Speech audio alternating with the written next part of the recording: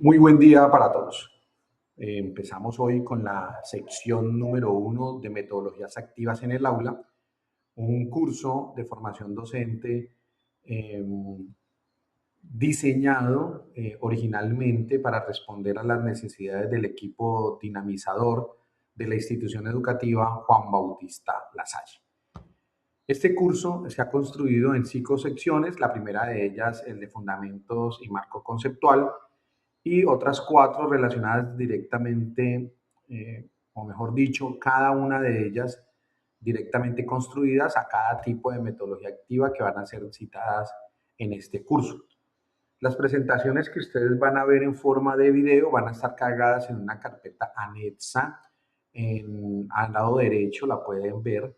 Y esta presentación, digamos, la clase que estamos haciendo hoy grabada, digamos, tiene como objetivo como una forma de participación, de interacción que no sea tan impersonal de simplemente leer unos documentos y ya.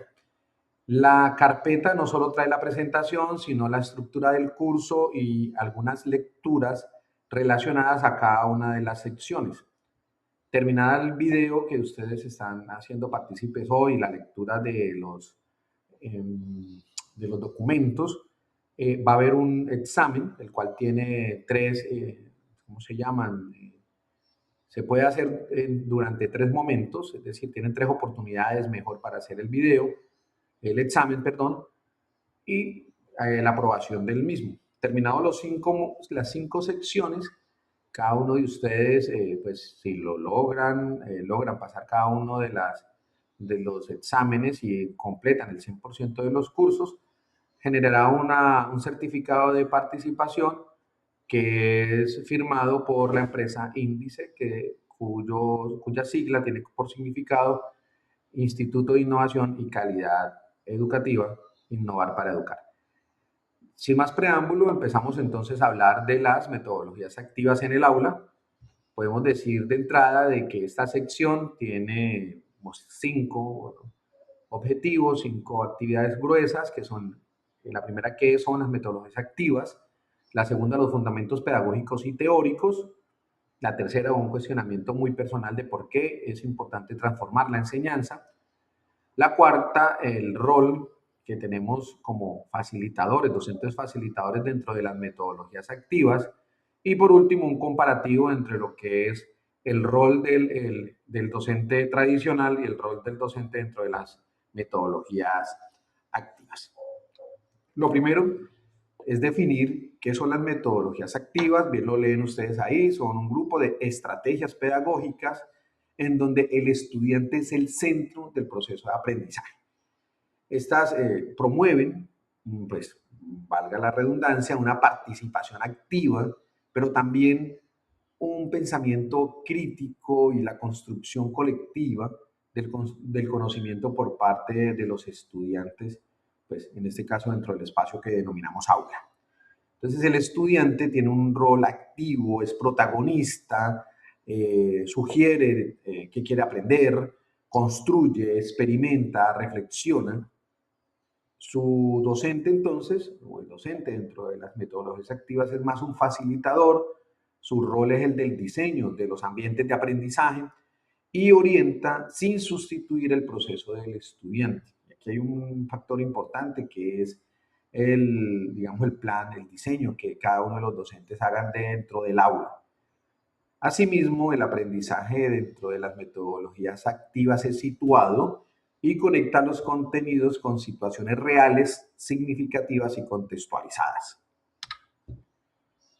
Podemos decir entonces que las metodologías activas se sustentan en 4 autores, teorías, entre ellas el constructivismo desde la óptica de Piaget. Para esto, de hecho, dentro de la carpeta que se les indica está al lado derecho el conocimiento. Bueno, hay un artículo que es bueno que lo lean, hay que leerlo de manera crítica. En él se puede definir que el conocimiento no se transmite, se construye, por lo que todo lo que se haga dentro del aula implica actividades que generan un desequilibrio cognitivo y una resolución activa.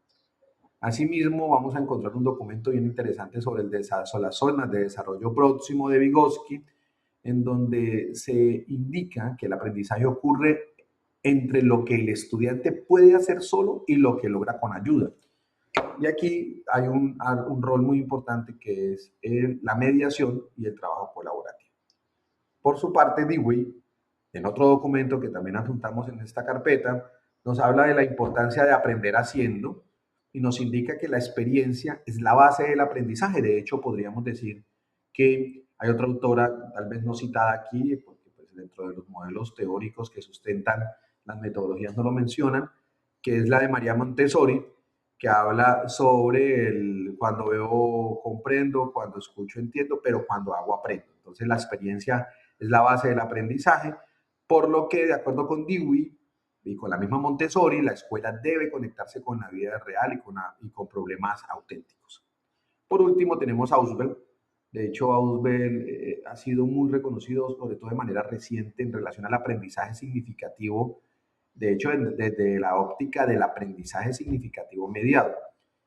Para él, el conocimiento nuevo debe anclarse a saberes previos del estudiante para ser comprendido y retenido. De hecho, va muy de la mano con las zonas de desarrollo próximo, con lo que el estudiante viene ya desde la casa. Los estudiantes no vienen en ceros, vienen con unos conocimientos previos y es importante reconocerlos para que el aprendizaje sea significativo. ¿Por qué es importante transformar la enseñanza? Aquí hay cuatro, digamos, ideas en relación a esta pregunta. Pueden ser más, considero que son las que podemos tener como más influencia directa sobre nuestra práctica docente.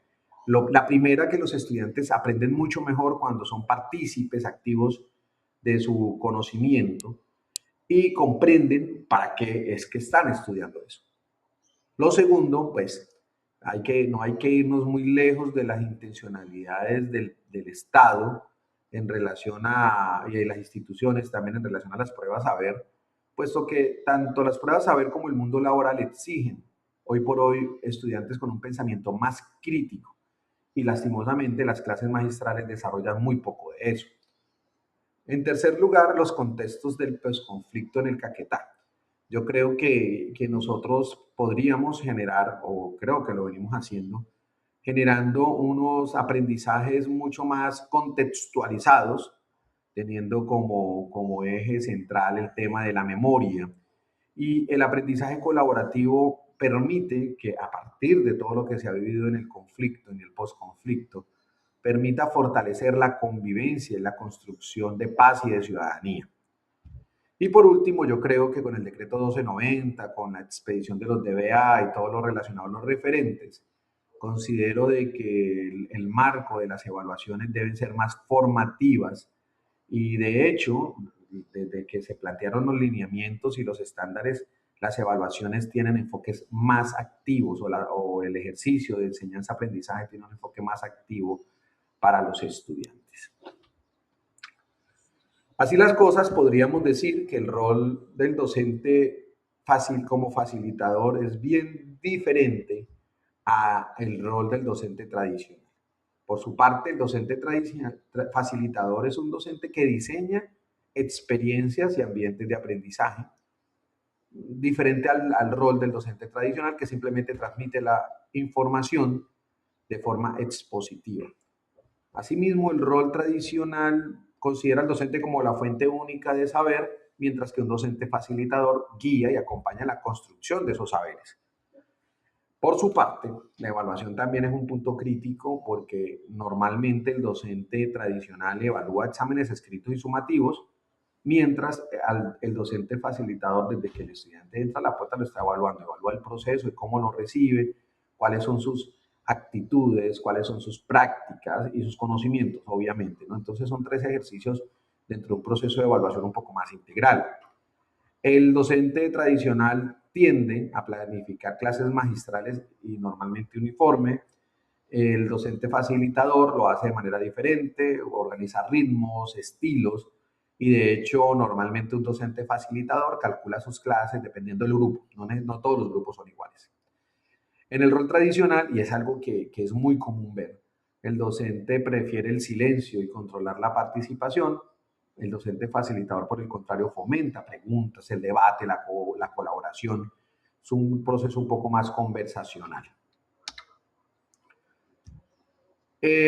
Haciendo entonces un comparativo, ya casi para terminar esta sección, la enseñanza tradicional versus las metodologías activas, podemos ver diferentes dimensiones, la del estudiante, la del docente, la forma como hacemos las actividades, la evaluación y el clima del aula, y podemos ver unas diferencias bastante interesantes y dicientes. Primero, en la enseñanza tradicional el estudiante es pasivo, en cuanto a la recepción de su información, no me van a malinterpretar.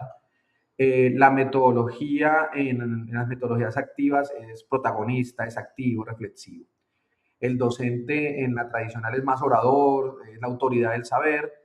En las metodologías activas es un facilitador y diseñador de experiencias.